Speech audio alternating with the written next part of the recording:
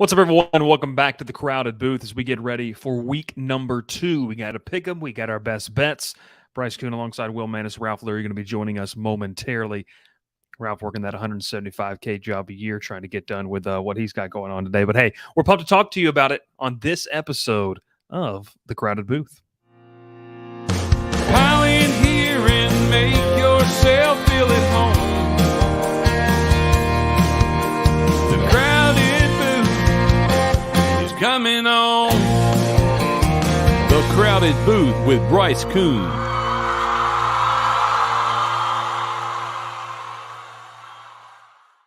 Welcome. Bryce Koon alongside Will Manis. Will going to unmute his mic, and I had to, it is what it is. But hey, it's completely okay. Completely okay. Will, how are you doing on this fine Thursday evening? Doing good, Bryce. Going through some technical difficulties, which is no surprise because my computer is a hunk of garbage. So hopefully those will be resolved in the next couple of minutes. Hey, we're having fun though. We're having fun. If you're live, if you're watching this live on Twitter, by the way, we appreciate the people watching, but we cannot see your comments. If you want to comment in some of the games, we appreciate you. We'd love for you to. Make sure if you're watching on YouTube to subscribe. Come on over to YouTube well. because the comment section is already on fire. Yeah, comment section's already on fire. We appreciate everyone for tuning in. We're going to talk kind of a little preview. I did mention earlier, Ralph's working that 175K a year job. He's working the big boy job while Will and I are slumming it down here on the podcast platforms. Will, we talked about kind of week 1. Week 2, it has a fun slate of games. I think when you look at this slate, you and I were talking earlier, what games are we going to look at and what games are we going to kind of pick from? I know specifically for you, Auburn-wise, Auburn gets to make a cross-country trip to Cal. While we wait on our good friend Ralph, what is your excitement level for this matchup? What can Auburn prove out there on the West Coast? Yeah, pretty nervous, actually. Been doing some research on Cal. Got a Know Your Foe for you Auburn fans to read, to get to learn up on Cal. Auburn's never played Cal before, so there's a lot of excitement just with that fact that they've never played each other.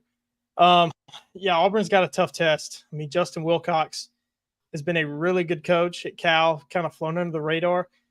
Dude's been there 7 years. His record is 31-16. Pretty dang good, especially at a place like Cal that didn't experience a whole lot of winning before he got there. I think he's been to a couple bowl games, probably won a couple. They've got a really good quarterback. They got a really good running back, Jaden Ott, that is going to present a lot of problems for Auburn. That run defense for Auburn has been a big question all through fall camp, and even last week UMass was able to gash them for some big runs. So this is not going to be an easy one for Auburn, with the travel. Even if they didn't have to travel, Cal presents a lot of problems. Yeah, I saw, Will, I think it was oh my gosh, I forgot the reporter's name, works for the OA News. I think he reported that the equipment truck arrived Wednesday morning or Tuesday afternoon. I think it left. I think it left Monday. Yeah. Yeah, it's a crazy trip over there. So do you think there's going to be some type of not that this isn't a marquee matchup by any means. People are not going to look at this game and say, I got to tune in. Auburn fans will. I will, because just being a fan of the SEC. Do you think that this game is going to attract the eyes necessary to kind of, we're going to be talking about this game next week or something like that? I mean, what does this do for the Auburn faces? Is this a game out of conference to get you fired up or no? I think it does. I mean, it's always fun to play a team that you've literally never played before. I mean, both of these programs have been playing football about 100 years, over 100 years, and they've never played each other. So just the fact is just to see somebody new, see a different logo, a different uniform out there playing a different place. The Auburn fans are clearly fired up because they have traveled well over there to California, making it a full week trip for them, a week vacation. Shout out to them that they can afford that. They can swing that. Been seeing a lot of pictures online of Auburn fans traveling over there. But I mean, it's a weird one. The kickoff's not till 10:30 Eastern time, 9:30 Central. So there'll probably be a lot of eyes that don't see it. You might catch the first quarter, first half if you're not an Auburn or a Cal fan, because it's going to come on right after Alabama, Texas, which everybody's going to watch. So, and it's a late start, so you may not stay up all night and watch it. Yeah, I think too. When you look at this game, I mean, there's obviously an opportunity for Auburn to prove something. Will and I are going to recap that game on Monday morning, kind of talking about hopefully what is for a win for the Tigers. Tyson Pubichan, which I know we got some Georgia Tech fans in the chat, he gashed Auburn, especially on that first Oh yeah, couple of drives. I mean, so the idea of a physical playmaker at the quarterback position is something that not only I think Auburn's going to see in SEC play, but obviously you mentioned it right there with Cal as well. Check out Will's Know Your Foe coming out tomorrow. Any other things that you're kind of on the lookout for this game that is going to be kind of some interesting storylines to watch? Jarquez Hunter should be back. He's on the travel roster for Auburn, so and he's expected to play. Sources close to Hugh Freeze expect him to play, which is very interesting. Auburn has not been able to say anything about it. At least the football staff has not been able to say anything about that situation. It's just been kind of an odd situation that there's not a lot of information out there about, but a good sign that he is playing because he's on the travel roster. Because you're probably not going to take him cross country just for him to sit on the sideline. Yeah, that's kind of an interesting storyline continue to develop. They couldn't say really anything about it, and nothing has really been concrete said about it to begin with since the kind of incident was made public. But obviously Auburn hoping to get that guy back, which is Jarquez Hunter, one of the better running backs in this conference. Especially if he's healthy, it really makes that offense to be able to do a lot more things. Yeah, it makes a deep running back room even deeper and even puts him probably, I would say, into the elite status. Yeah, no, he's a really good running back that I think they're going to be excited to get back. We're going to talk about 3 games. We're going to pick them here, and then we're going to go with our best bets rolling into this week. Now, I encourage you to spend your money wisely because, if I can recall, I didn't hit on mine last week. I went NC State, or I went who did I go? NC State UConn in week 1. You went NC State. NC State didn't cover. Which game did you go with last week? I don't even remember who I went with last week. They lost. I know that. Yeah. We'll see if I can look and figure it out. Will didn't go, but you know who did? And you know who just got off that $175K a year job? It's he's in the background. He's holding up his fingers, telling him he's got to hurry for a second. I think he legitimately just got out of the shower. It's Mr. Ralph Leary with the slicked back hair. Ralph, your team did cover in the best bets last week. You were Ralph's 1-0. He's 1-0 in our weekly best bets. I really don't remember who it was. Wait, it was Hawaii. Last week? It was Hawaii. Yeah, you took Hawaii last week. Oh, me. Ralph, before we kind of dive in, how are you feeling? Did you have a long day? I mean, honestly, it wasn't that bad. I mean, I'll be honest. If you walked outside today, yeah, I know. Hello, I'm here. 170K a day, Thank you. 175, but that's fine. Yeah, well, that's just not true. It was fine. I mean, it was kind of windy today, so it kind of cooled off. I was on a route that I like, an area I'm very familiar with, so it helps. It truly does. So, good day. Good day. That was the most coach speak UPS answer I have ever heard in my entire life. It's a good day. It's a great day. It's a great day. Let's rock and roll here. Got to give a shout out to our guy, Gavin Hart. How did Georgia Tech look on Friday? Gavin already throwing the shade out there. What do you mean, Gavin? You were there. Gavin, you were there. You were there. It's okay. He's already started a hashtag for you. 170K a day. Woo! Gavin with another one. Show me that paycheck because I don't see it. Jahmyr Gibbs looking good. Is he really? I know the Lions. I wouldn't know, Gavin. I just got off work. Sorry, some of us work here. Yeah, the Lions and Chiefs kicking off here. Louisville also playing Murray State here on a Thursday night. Not a big Thursday night slate for college football. But Ralph, you made it just in the second quarter, by the way, in that game. Well, you made it just in time. We're about to get into what our boy Dr. Bob here. I'll be at Duke Lafayette game, but keep an eye on both Tech early and then my Green Wave in the afternoon. It leads us into our first game of the week. Great segue, Dr. Bob. We didn't even share the show script with him, probably because we came up with it 10 minutes before the show started. Number 20 Ole Miss makes the trip down to New Orleans as a 7.5-point favorite against the number 24 Tulane Green Wave. Ralph, I'll throw it to you since you just got in the chair. How do you feel about this one? The Green Wave. Michael Pratt's a really, really good quarterback. I want to say that. But does the talent kind of win out in this situation for you? Yeah, I mean, I'll be honest with you. I didn't get to watch much of both games last week for Ole Miss and Tulane. But I did pick Tulane last week, and they obviously they covered very well. They're a very good team. They're very well coached and led by a terrific quarterback in Michael Pratt. I think Ole Miss just gets way too much talent offensively and defensively this year. They got a lot of great transfers. Jackson Dart looked very fine and tuned up on last Saturday against Mercer. I know that was a painful loss for the Mercer Bears. I apologize. I know that was it. Kind of hurt. It stings. I understand. I've been there. 73-7. Not fun. That's not fun. Not fun at all. They put 73. I didn't even know. Yeah, they put 73. Yeah, that was rough. But yeah, I mean, I think Ole Miss covers this. I think Ole Miss I think they take care of business. I know a lot of Tech fans are saying this is a trap game for Ole Miss. I don't believe so. Ole Miss has been here. They've been in these situations. I'm gonna say it again. They're also well coached, and I think Kiffin's got way too many offensive weapons that he can use at his discretion. They're gonna win this game. I think Tulane's still a solid team. They're gonna probably win out after this game, and possibly make a very high Cotton Bowl again, possibly, and upset another team in the Cotton Bowl. Yeah, I think too, guys. When you look at this game, Dr. Bob hit this, and well, we just lost Bryce. I don't know what happened. Bryce just vanished off the face of the earth. I don't know. I'm not gonna add him in. I will add him when he gets ready. He's back in here. I don't know what happened. Your mic is off. Your mic is off, Bryce. You need to. What in the world just occurred? I don't know. Okay, time out for the Apple users. Like when you're on your browser or whatever, like whatever your browser of choice, Safari. You exited out, didn't you? No, I didn't. Like the trackpad. Like if you accidentally swipe, it just takes you back. Well, that's what I went and did. So that's why I didn't use this right here. So yeah, man, get a mouse. Get a mouse. Just get a mouse. What I was trying to say is I agree with what Dr. Bob here said. A win in this game for Tulane, it would be monumental for the program, for where Willie Fritz is continuing to take them.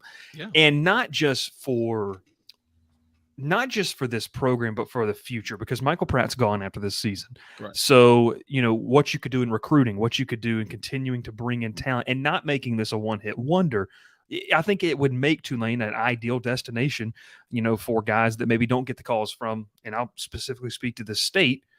They don't get it for LSU. It's one of those things that you don't get the call from LSU. Now you can stay close to home and play for a program that I believe, with some of the right moves, could position themselves to be one of the next teams for conference realignment because of being in New Orleans, and having some sustained success. Will, when you look at this game for Tulane, Ole Miss brings a talented squad down there. I think that Ole Miss is more comfortable running the football than they are airing it out right now, which is not really what you've seen traditionally out of Lane Kiffin. We saw it last year.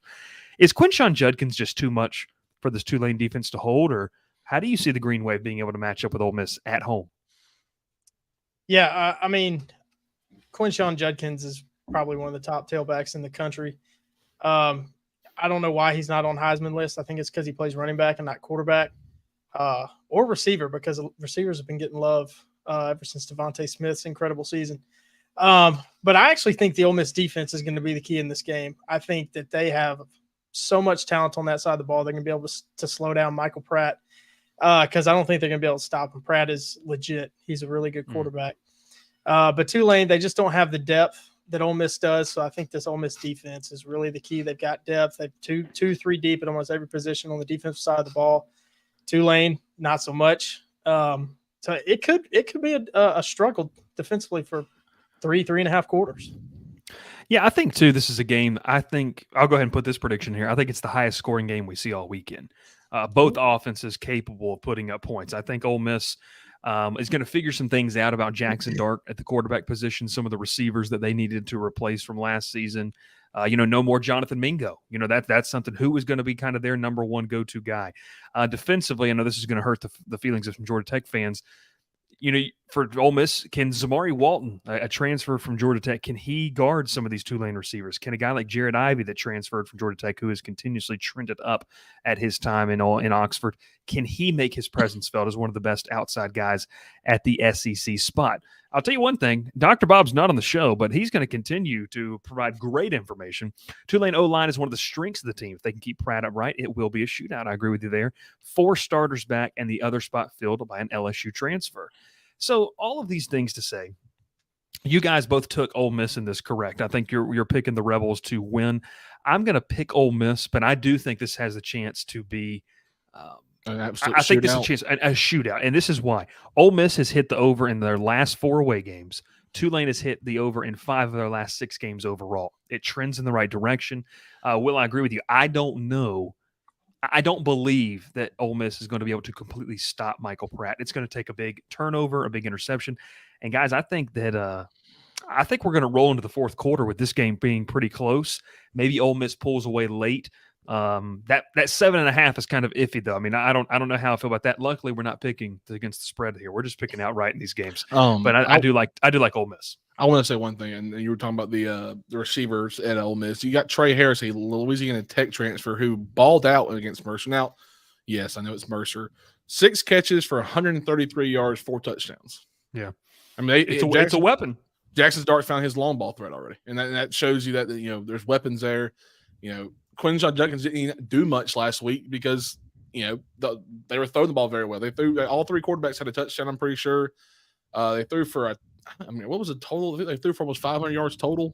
It was a little over 500 yards, I think. I mean, out of 3 guys, I mean that's incredible. Honestly, no matter who you play, and throughout 500 yards is a lot of yards. Obviously, you saw what Sanders did against TCU.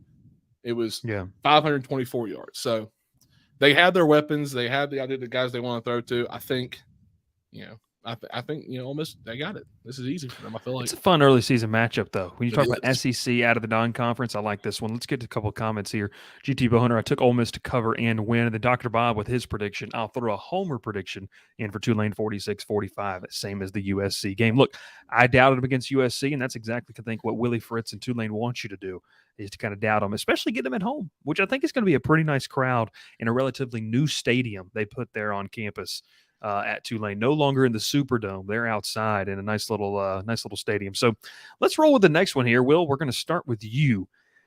Another SEC out of conference. So, the SEC, we'll say this. Will likes to ride with the SEC. Texas A&M against Miami. The Aggies a slight favorite. This game was nuts last year. I sit in the camp, Will. I don't know how much you can take away from last year because both teams look vastly different. New OC for Miami, new OC technically for Texas A&M too. How do you feel about this game in Coral Gables? I don't feel strongly one way or the other, A&M or Miami in this one. Believe it or not. Yeah, like you said, you can't think about last year in this game. I mean, these teams are 2 totally different teams. You don't have Haynes King at A&M, Bobby Petrino in, Connor Wegman in. I don't even remember who the Miami OC was last year and who it is now. I can't even. Josh Gaddis last year. Oh, that's right, Josh Gaddis. Ooh, yeah, what a disaster. Yeah, and also new defensive coordinator for Miami, Kevin Steele's gone. He's back at Alabama. So throw out last year. There's a lot of unknowns about this team. I know Texas A&M looked pretty good last week. Lit up the scoreboard. Kind of made it look like Jimbo Fisher made the right call by bringing in Bobby Petrino. But Tyler Van Dyke, a lot of experience at the quarterback position for Miami. I think I lean that there's going to be a lot of points in this game. I really don't know what to expect. Yeah, I like what you said there too. I mean, I made the assumption Ole Miss Tulane. This one's going to rival that one in the amount of totals points. There's another one that's going to have a lot more points. We hadn't got to it yet. That's true. That's true.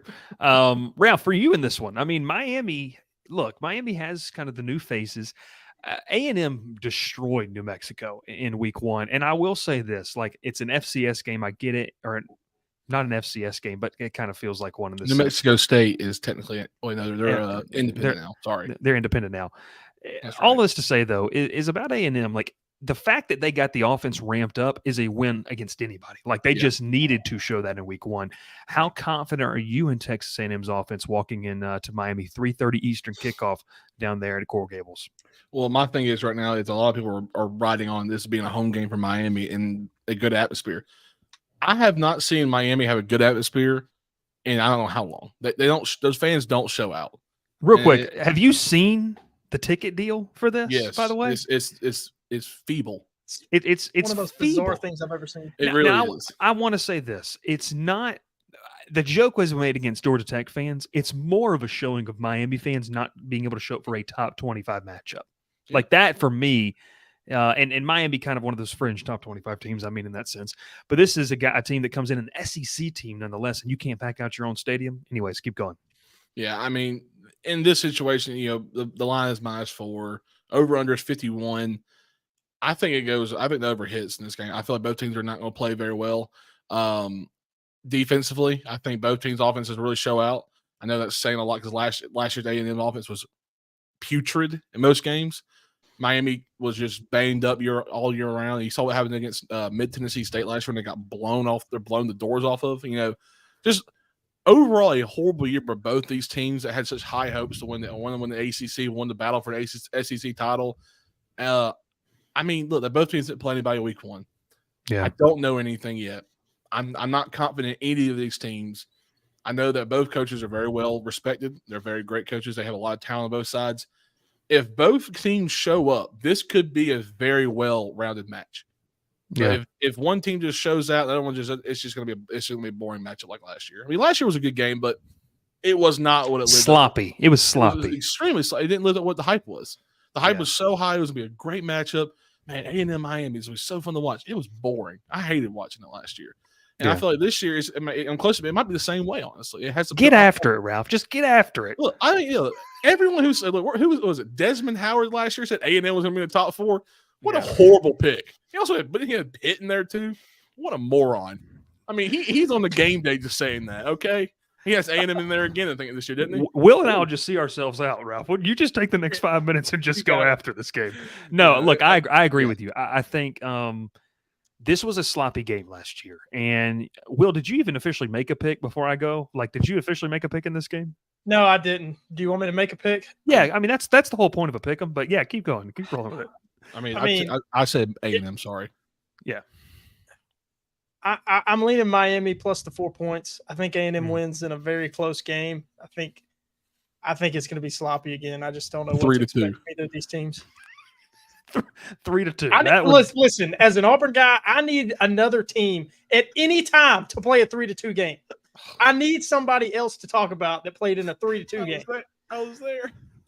Yeah, no, I agree. I understand. Here's my thing. I think Auburn was a top 15 team in the country and only scored 3. They were. Tyler Van Dyke went 17-22 last week. He showed that he could play up tempo. And look, they beat a Miami of Ohio team with relatively no sweat. That was something too that looked good for them. So I think both teams saw what they wanted to see in week 1 in terms of, we want to win in dominant fashion. It's what you're supposed to do against teams that you're better than on paper. For this one, guys, I think that the defensive line for Miami is going to get after Connor Wegman. I am just going to I'm taking Miami. I think Miami wins this game at home just for the fact that I feel like I can trust Tyler Van Dyke more than Connor Wegman. Connor Wegman, to me, has a little more unknown.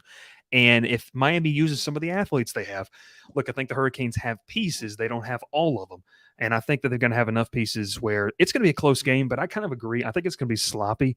My final score prediction, because I actually wrote my final score predictions down, I've got Miami winning 27, A&M 23. I think it's going to be it could be a high-scoring game, but then like we mentioned, as we kind of got into it, I feel like there's going to be a ton of missed opportunities. I think A&M is going to be able to get to the red zone and just not convert. I think that, it's going to be an interesting season. Like LSU against Florida State.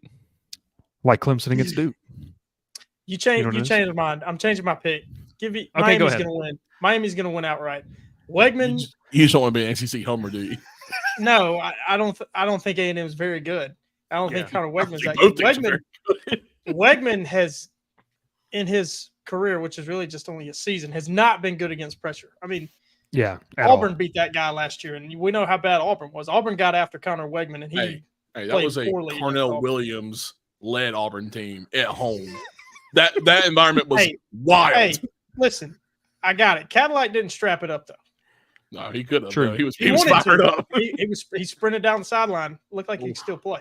Man, I was ready to strap it on for Auburn that day. I'll also say this player I'm going to watch in this game, Cameron Kitchens, safety for Miami, really nice player. Miami's got a nice back end. I think their defense is going to get more pressure. I think we're all riding. Will and I are going with Miami. Ralph, you're taking them. So lock it in. We're going to keep track of our picks all weekend long. Let's get a couple here to GT Bowhunter. My 5-team parlay for this weekend: Notre Dame -7, Colorado -3, Oregon -7, Auburn -7, Ole Miss -7. All right.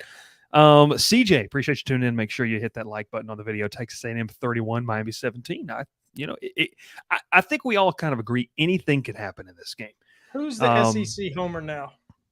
I was about to say it will. The guy with the Georgia Tech profile picture on YouTube. An old roommate of mine from Tech was from Miami. He said there's just too much else to do in South Beach for people to care about college football, and that is not played on campus. A lot of Miami fans with the off-campus situation just bad for them. Dr. Bob, the Crowded Booth Insider. Maybe we might have found a new intern, ladies and gentlemen. Feeble city. just the feebility of the Miami Hurricanes football program. Let's keep walking and talking here. We're going the big one, the big boy matchup. I believe, guys, this is the nightcap for CBS. Got to be a lot of fun. Nope. It's not. Nope. Was this on No ESPN? This is on CBS. ESPN. ESPN. ESPN. The No, nightcap well, on there is something else at nightcap on ESPN at 10 o'clock or 10:30. Yeah, the late night. We already cap. mentioned. We already mentioned. Okay. We got Pac-12 after dark. We got Pac-12 after dark. We got The Pac-2 last after year. dark. Sorry, The last year, ACC, Pac-12 after dark. ACC after dark now. There you go. Will stands in solidarity with the Pac-2. Hey, I like this comment. I just wish they could both lose key to success. Who knows? Let's talk about this. Texas at Alabama. I'll set the stage. We'll roll from there. Quinn Ewers comes in. A lot of people felt like if he would have stayed healthy, in the game last season, that Texas would have won that football game at home. Hudson Card played well. Hudson Card no longer at Texas now. Quinn Ewers comes into this one. I mean, he's tried to make a name for himself. There's a lot of pressure on Texas to live up to the hype, as there is every single year. I put Texas in my Final Four, and I said they would win this football game. But, guys, Alabama figured out a lot, and I think schematically they figured out what they could look like under Jalen Milroe, who looked good in his Alabama starting debut as the sole starter. I know he started a game last year or two, but kind of being that de facto guy. Will, we'll start with you in this one. Alabama, Texas. I know you're an Auburn guy. I know you probably wish both could lose. Do the Crimson Tide defend home Absolutely. turf? Yeah, I've been going back and forth all week, but telling myself, don't overthink it. You know how good Alabama is. Alabama looked really good against Middle Tennessee State, which I know is not saying a ton because it's Alabama, but Alabama was not good last year, and they still made it to the New Year's Six. How many games they win? 10 games? 9 games regular season? It's still really good, and they were bad for Alabama standards. Not going to overthink it. Alabama at home. Nick Saban against a former assistant. He's 26-2. Yeah, against his former assistants. Can't overthink it. Alabama, I think, has issues from last year. Milroe, like you said, looked great. I think Milroe showed he's the guy, even though they brought in Tyler Buckner to run Tommy Reese's offense from Notre Dame. Milroe looked great. Milroe, a big dual threat guy. I think Alabama's too much. They've got too much talent on both sides of the ball. Defensively, I know Malachi Moore's a little banged up. If he plays, Ewers is going to have a long day. Not going to have a ton of receivers open. As good as Xavier Worthy in that room are, it's going to make it tough. With Nick Saban coaching those DBs, they're going to be good. I'm taking Alabama. Yeah, look, that's not a bad pick at all. Also, I got to take a timeout. Timeout on the show here before we move to Ralph's pick. I have just received the 5th comment since we started going live in 2 weeks, Will, that when you sit in that chair, it looks like you have long flowing hair over your shoulders. I just got a screenshot of the show sent to me. My aunt, who was watching the show on Monday night, said, "Is that long hair?" So, Will, you just do a quick turnaround to show people you have nothing going on back there. It is cut off. We got a screenshot sent to us. No, it's absolutely hilarious. Will, you're either going to have to dye your hair or get a different color chair. It's one or the other. I mean, I don't know what we're going to do. Yes. Ralph, let's talk about this. Texas and Alabama. I liked what I saw out of Jalen Milroe. I think that he can be a weapon. It's not going to be what Alabama fans have seen over the past couple of years, but it gets back to that bully ball. This offensive line is really, really good for Alabama. Where do you sit in this game? Texas coming into town. All right. Well, I think what we were talking about last week and about picking the SEC teams and our surprise teams and everything, I think we forgot to really just to hone in on that we're just doubting Nick Saban, which is a terrible decision to do. If you doubt Nick Saban, he's going to come out and win 11, 12 games a year. That's just how good of a coach he is and how good of a program he's built in the last 10-plus years. I like Alabama in this game. I think they play really well at home, obviously. It's their home field advantage. But I'm going to go away from it. I think Bryce is going to pick Bama too. I think both of y'all are going to go Bama. I'll go ahead and say Texas. Just kind of gives a little third option, a little different option here. I like Quinn Edwards. I think if he would played last year, they would have won that game. Obviously, Alabama looked extremely sloppy last year with the 15 penalties. I think Texas has a two-headed monster running back. Jadon Blue and Jonathan Brooks played a lot last week. It was Rice. They're not going to run the ball and shut their whole offense. Ewers looked great. He threw for 263 touchdowns. I think they kept the ball short. They weren't trying to air it out too far. Xavier Worthy, A.D. Mitchell, Jordan Winningham, and this receiving crew is solid. They're built really well. I do think it's a high-scoring game. I think Alabama's defense is really talented, but I think these receivers are really good.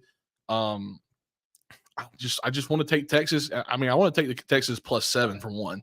I'm going to say that. I don't think it's a blowout. I don't think it's a 48-45 finish. I think it's like a 28-24 Texas. Well, you're muted again. Sorry. First off, I'm going to figure out how to get unmuted. You're welcome, by the way. I love how the fact that you just completely set up to pick Alabama and then just threw a wrench in it and said, hey, I'm picking Texas. I want to say this about Alabama. They still have to prove to me that they've got the defense in place to take down a high-powered offense. As much as I talked about what I liked about them offensively, defensively, Middle Tennessee State wasn't going to provide much of a challenge unless you're Miami last year. So Middle Tennessee State in this one didn't really do much. Ewers is going to have more weapons. When you look at wide receivers across the country, Ohio State has got the best two targets. But you start looking at the talent level that Texas has in that wide receiver room. Ralph, you mentioned it. Isaiah Worthy, Isaiah Nayer, another guy. Jatavion Sanders is a tight end. A.D. Mitchell. That might be the best receiving group that Alabama faces all year in the regular season. That's including LSU, who we all saw on Sunday night does not have that elite wide receiver talent. So all of that to say is if Alabama plays a clean game, they only committed 2 penalties against MTSU last weekend, I think that the Crimson Tide can win this one by double digits. I think Alabama is prone to this type of game. I don't think there's going to be a letdown factor. And look, when you get those fans, they don't often get a big-time game inside Bryant-Denny Stadium. That home atmosphere is going to pay big dividends for them. So I actually really like Alabama in this contest. I think the Crimson Tide win this one. And look, you said it, Ralph. We bet again. I don't think any of us put Alabama in our Final Four, and I'm kind of starting to regret that already because I guess I was knocked back into my senses. But we'll see. I'll stick with what I put. I saw Josh Pate talk about it. He said, "I'm sorry, we're not talking about someone who has, we're not talking about someone who has a live show going on at the same time we are." But keep polarizing. Going. Sorry, but he also said on his not to be named podcast. He said, a lot of people are doubting Nick Saban. I'm just not going to be in that party who says that Nick Saban can't win with a team that's not surrounded by super talent. This is a Nick Saban coach team that he can win national championships with whoever's on the field with him. He's that good of a coach. He's built a great program. He has the most incredible coaching tree in history. It's insane. He plays every time he faces a former coach of his, a former assistant of his, he wins. He's lost twice, and one being a national championship game, and one being was it both Kirby? Oh, it was when Jimbo. Okay, yeah. So I don't see.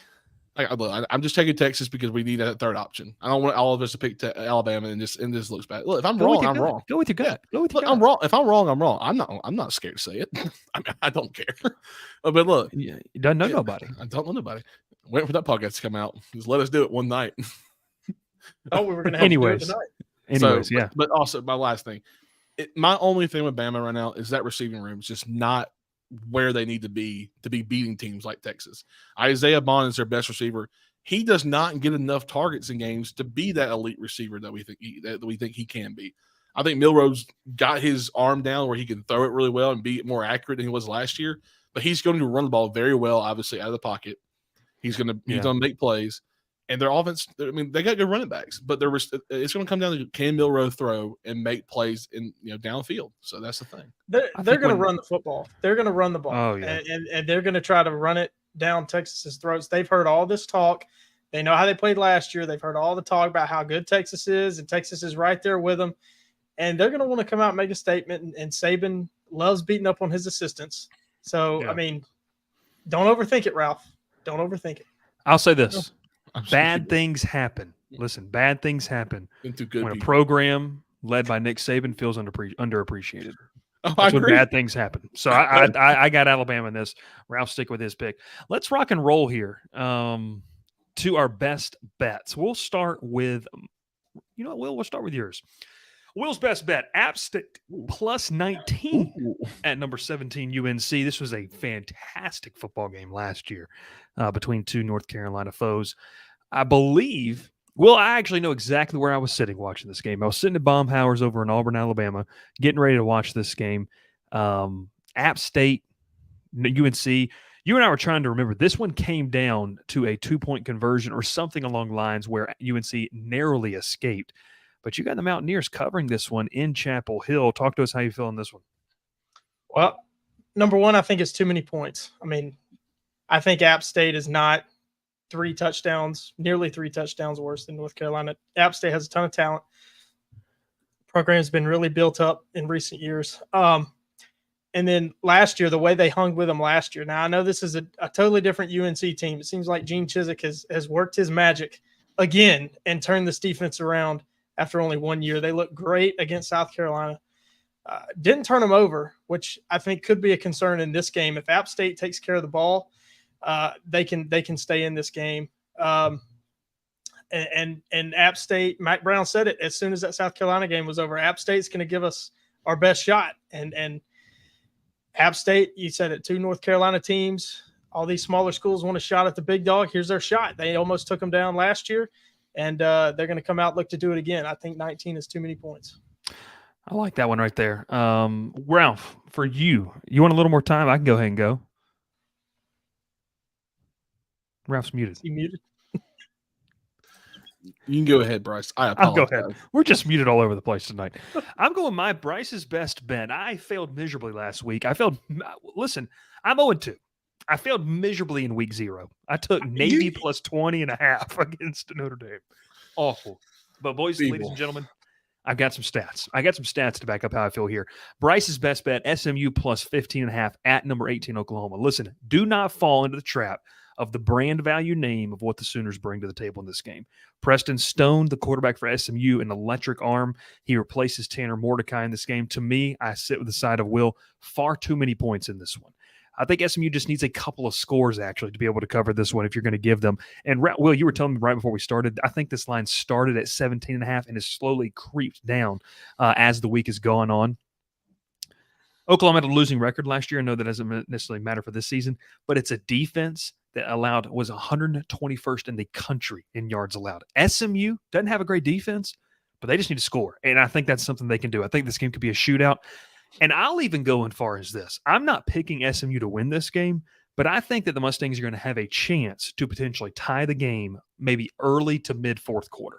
I think Oklahoma ends up winning this one, but I think that SMU has a legitimate shot to go up to Norman and surprise people with their performance. Not necessarily a win, but how well they can play. So I got SMU plus 15.5 in this one. Ralph, we go to you. That's Rhett Lashley. That's Rhett Lashley for you. You talk about the Nick Saban coaching tree. You better talk about the Gus Malzahn coaching tree. That thing is growing every year. Growing in different areas in different ways. Right. Ralph's best bet. G.J. Nebraska? Kinney, 1-0 at Texas State. Sorry. No, you're good. You're good. God, we'll talk about it Monday. Ralph's best bet, Nebraska at number 22, Colorado, -3. Ralph, if Dion was sitting right in front of us and he said, do you believe? I think Will and I would be like, Ralph's like, I believe, coach. I believe, Prime. Ralph is drinking the Kool-Aid from the hose pipe. He is ready to don the white and gold and black of the Buffaloes. Ralph, talk to us about this game. Look, I'll tell you one thing, and I doubted Colorado at the beginning of the year, personally. I said they may win 3 or 4 games. This is a tough schedule for them. They got to play some tough Pac-12 teams. But the way they showed out against TCU, man, I was shocked. I texted Bryce and Will. I said, I didn't think Travis Hunter was going to be able to play with the big guys. And yes, Will corrected me. He was the number 1 player in the country for a reason. It's true. He showed out like he was. I really like Colorado in this game. They played extremely well last week. Their offense was clicking on all cylinders. I mean, they threw for 500 yards, and they had, Sanders was lighting up the scoreboard. Nebraska looked terrible. I mean, they looked horrible. And what's bad enough is I'm looking at the matchup predictor over here, and they got 58% of Nebraska winning this game. Nebraska looked terrible. I mean, thank you. I appreciate you. You are my uncle. Thank you. He's also the creator of the song, guys. If you didn't know, look, Jeff Sims at quarterback for Nebraska is terrible. I mean, he threw 3 interceptions against Minnesota, who was not a very well good team, and they're greatly coached. They were not playing well. Colorado takes advantage of this game. They blow them out of the water. Honestly, I feel like Colorado wins this one by 3 touchdowns. Honestly, I don't think Nebraska's really. You really think Nebraska's got a chance to win this game, Bryce? I think Colorado. You think Jeff Sims is going to beat Colorado? It's a 3-point spread for a reason. I just think that this is if this game is less than 7 points. I'm not against you taking Colorado in the points here. I understand. I mean, I'm the same guy that took Navy in the points 2 weeks ago, but I think that I also did have to come up with this on the way home from work. So this is amazing. Now somebody get him his theme music. That's amazing. Look, I think already queued up. Gotcha. Already queued up. Do we just end the show? Like, what was that? What are we doing here? Having fun. Oh, also, I'll say this about this game. Colorado has a chance to really make a mark. Like, if they did blow them out, they're for real. They're going to be a top 20, top 15 team. Like, they just will be. That's how much the media loves them and that darling aspect. And I think they're talented. I also want to remind folks, like, we were hating on Shedeur Sanders. This kid was a 4-star quarterback coming out of high school. Like, he wasn't He went to FAU at first. Some people forget that.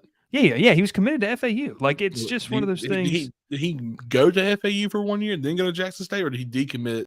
I thought he decommitted, but I have no idea. I don't remember. But also, I mean, look, I think Colorado's defense is really good. They're talented. They're going to give up points to Utah, Oregon, USC when they play them down just not to Nebraska and Jeff Sims, apparently. I don't think Jeff Sims is a very good quarterback. I mean, we saw him at Tech. Ralph's pandering. That's fine. Will, what are your thoughts on here before we get out of here? You got a minute and 5 seconds. You got this. I do like Colorado in this one, but I don't think it's going to be a blowout. Yeah, I mean, Colorado's going to score a lot of points, and Nebraska probably can't hang with them for 4 quarters, but it'll be a fun game. It'll be a fun game indeed. You left us about 40 seconds, so what I'll do is I'll talk with you here. Appreciate you so much for tuning in. This is our weekly college football show. We go Monday and Wednesdays live at 7:30 Central, 8:30 Eastern. Tuesday nights, we're going to be doing something. Thursday nights, we're going to have our live Georgia Tech show. This was a weird week. This is the weird week we were doing this, but the Don't Know Nobody podcast will be premiering here soon. Make sure you want to. I don't even know what we're going to do with that. Nobody wants to listen to that. Well, because they don't know nobody. So I think that we're going to continue to roll with this. But hey, appreciate you so much. If you're watching on YouTube, make sure to hit the like, the subscribe button. We'll point right down to where it would be. The like, subscribe button right there below you. Yeah, there you go. Set up the notifications bell as well. Yeah, I think so. It is under me. I'm somewhere. We're gonna flip it all around so you're wrong. Yeah, it's gonna be the exit out button. We'll talk about it soon though. Hey, we'll catch you next time here on another episode. Ralph, I'll hit it. Don't worry. Here on the Crowded Booth. Pile in here and make yourself feel at home. The Crowded Booth is coming on. The Crowded Booth with Bryce Koon.